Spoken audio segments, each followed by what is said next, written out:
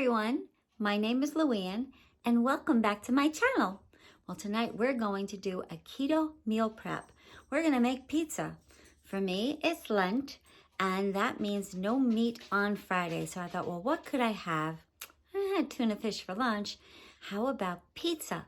Yep, and we're going to make it keto style. So here's how we do it. Well, tonight we're going to start off with our oven being preheated to 400 degrees.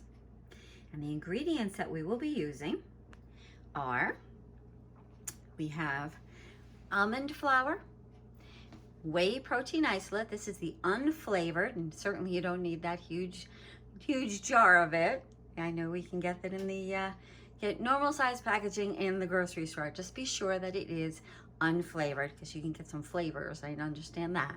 We have baking powder. We also have xanthan gum, which is the thickener that we're using for the crust. And since we're making this as a seasoned crust, I'll be using onion powder. Let's see if I can get that. Yep. Onion powder, garlic powder, and oregano. Now you'll notice the 1 cup measure and a meat thermometer because we will be using warm water, which I always bring to 110 degrees. So just want to make sure that the dough works properly when it's all put together. So speaking of putting it together, let's go. Oh, I did forget to tell you one other thing. I am using a parchment lined pizza pan. This happens to be my I'm so proud of this because I understand the darker it gets, the better it gets.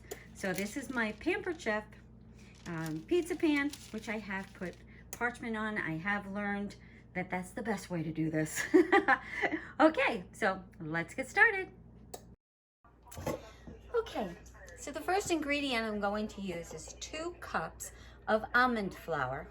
And even though this is finely ground almond flour, I do find it works better for me personally that if I actually sift the ingredients.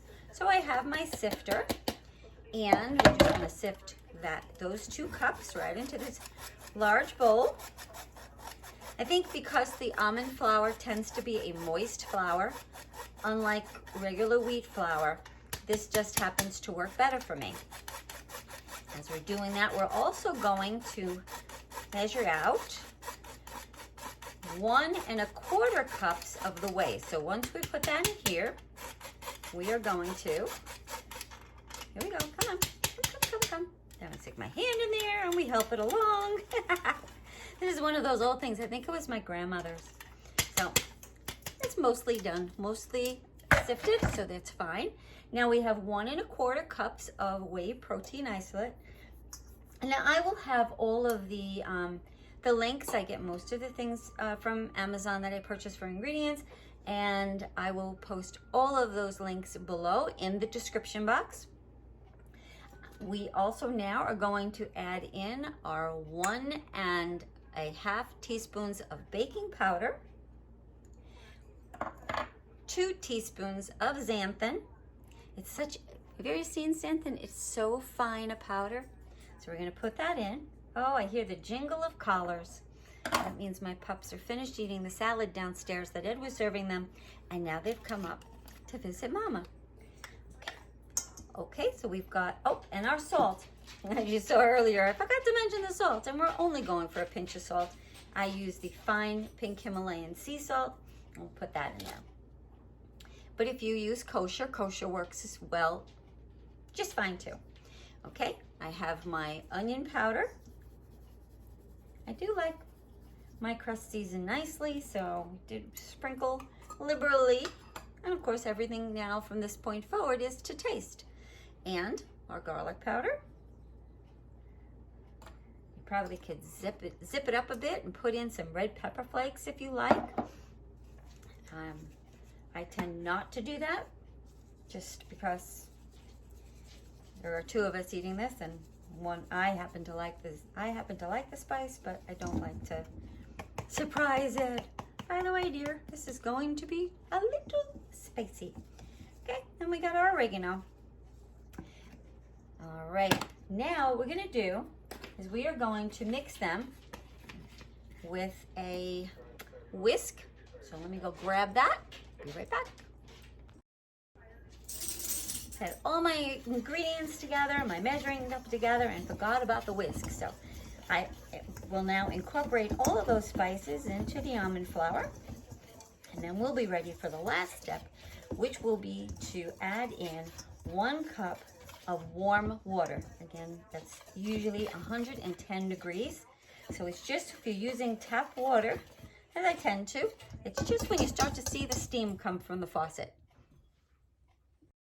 Okay, so we have our 1 cup of water at 110 degrees. If it would stop spinning, you could see it's 110 degrees. So let's put that on the side. We're going to pour that into our almond flour mixture. And then we're going to mix it up really well until all of the liquid is incorporated and we make a nice thick bready batter.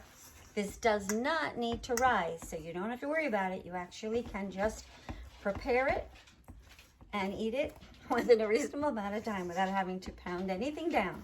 So I'm gonna go and get all of this flour. It doesn't take long at all, as you can see, to get into that sticky consistency. So speaking of sticky, now it comes the part where we're going to be putting it onto our pizza pan, and we will be using it with very moist hands to spread this out. Remember, this is a different consistency than regular bread dough, so it's a little different handling, a little sloppier, but fun all the same. Okay, we're ready to put this out onto our pan, onto our parchment paper. Like I said, this, I've learned that this is the best way to go. I have actually oiled my Pampered Chef pan. I've also used the regular metallic pizza pans. I had oiled them thinking that would be good. I left them fine and without any moisture, oil, any grease, thinking that might be good. Neither of those was perfect. However, I found the parchment paper really does work, and this dough tends not to stick to the parchment paper. Okay, so let's move that on the side and let's get to work. Now I have a little bowl of water here to wet my hands, as you can see. So I don't have to keep running back and forth to the sink.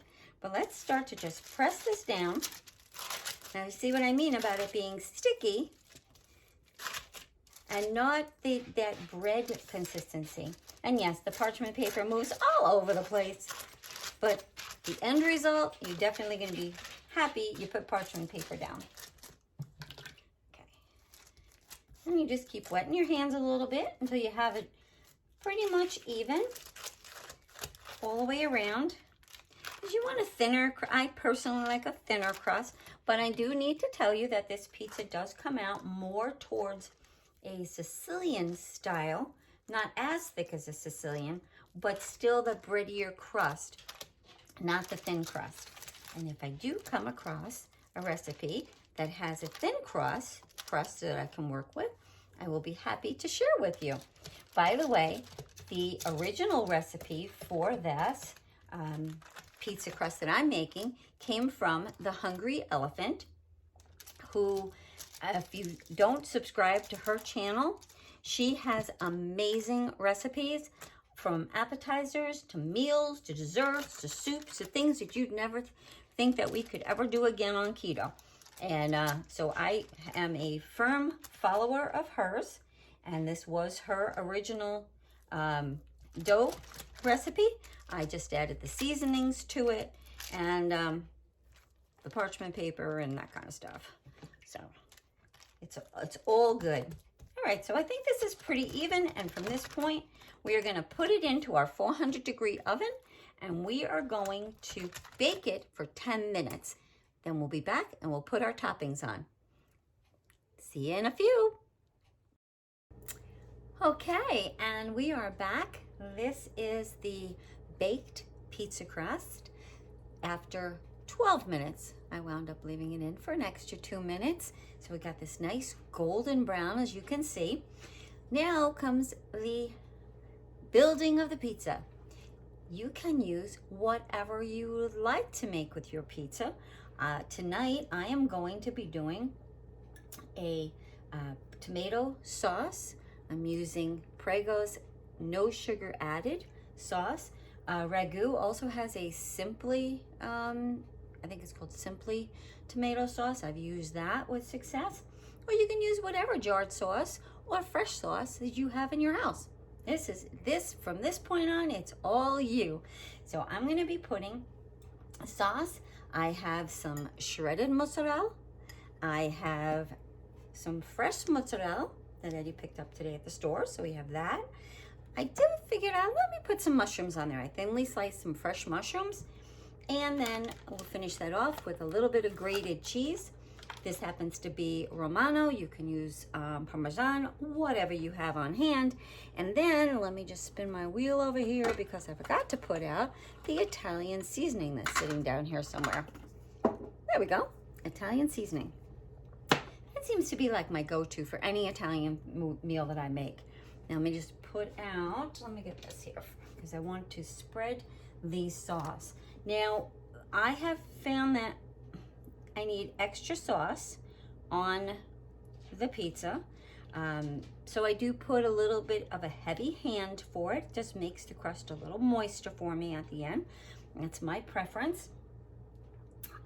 And again, this was something that I've learned after making the pizza several times, that we liked it with more sauce. So let's do that. A little bit extra sauce on there. And you see, I'm not measuring it all. I'm just doing this by eye and keeping it within the outer perimeter, so that this way it does have that crust, just like a regular pizza. Because really, this is a regular pizza, just a different flour, right? Okay, so we have our pizza crust, and maybe a little bit more sauce over here. A little bit. Okay, all right, I think that'll do it. And so now we will put on our, I'm just gonna move that out of the way. So let us put on our first cheese. Now I like cheesy pizza. I don't know about you, but I like lots of cheese on my pizza. So that's why I'm doing a mix of shredded mozzarella and fresh mozzarella. I've also, although I don't have them in the house right now, but I have done fresh tomato with the mozzarella and basil. And oh yes, I'm going to try eggplant. I like eggplant pizza, so I think I'm going to do that one night too. So that we have there.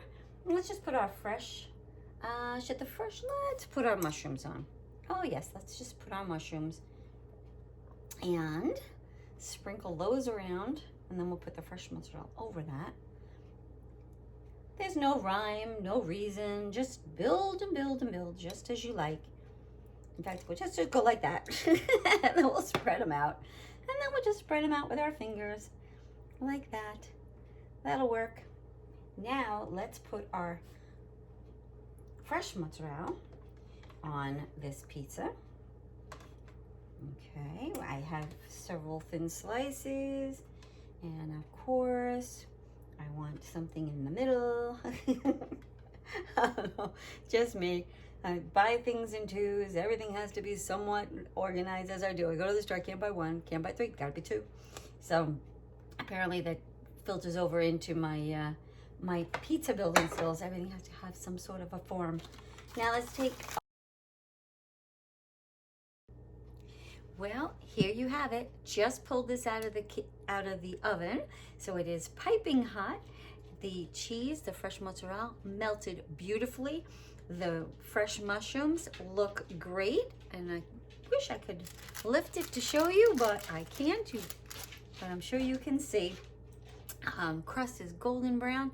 It is very tempting. So I'm about to slice this up and go bring it at his dinner, and we'll be enjoying this pizza tonight. So thank you so much for joining me. If you liked this video, please give it a thumbs up. That would be wonderful. And if you'd like to see more of my videos, please feel free to click the subscribe button below and hit that notification bell. And that way you'll know anytime that I put up a new video. Have a wonderful weekend. Bye.